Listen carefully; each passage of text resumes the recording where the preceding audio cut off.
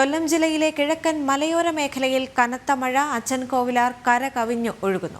അലിമുക്ക് വനപാതയിൽ ഗതാഗതം സ്തംഭിച്ചു. തമിഴ്നാട്ടിലെ കുറ്റാലം വെള്ളച്ചാട്ടത്തിലേക്ക് സഞ്ചാരികൾക്ക് വിലക്ക് ഏർപ്പെടുത്തി. നിയന്ത്രണാതീതമായി വെള്ളം ഒഴുകുന്നതിനാലാണ് സഞ്ചാരികൾക്ക് വിലക്ക് ഏർപ്പെടുത്തിയത്. ചെങ്കോട്ട, തെങ്കാശി എന്നിവിടങ്ങളിലും മഴ ശക്തമാണ്.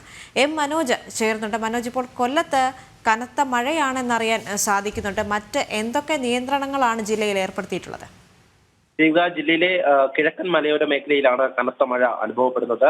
ഈ വനപാതയിലൂടെയുള്ള ഗതാഗതവും സ്തംഭിച്ചിട്ടുണ്ട്. ഈ അലിമുക്ക് ഭാഗത്തേക്ക് പോകുന്നതാണ്.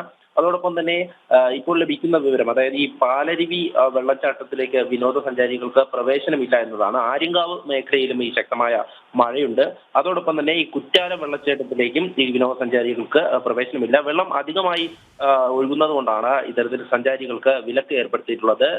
ജാഗ്രതാ നിർദ്ദേശവും നൽകിയിട്ടുണ്ട്. ഇതിപ്പോൾ ജില്ലയിൽ മഴ ശക്തമാകുന്ന സാഹചര്യത്തിൽ ഭരണകൂടം വലിയ തരത്തിലുള്ള നിർദ്ദേശം തന്നെയാണ് നൽകിയിട്ടുള്ളത്.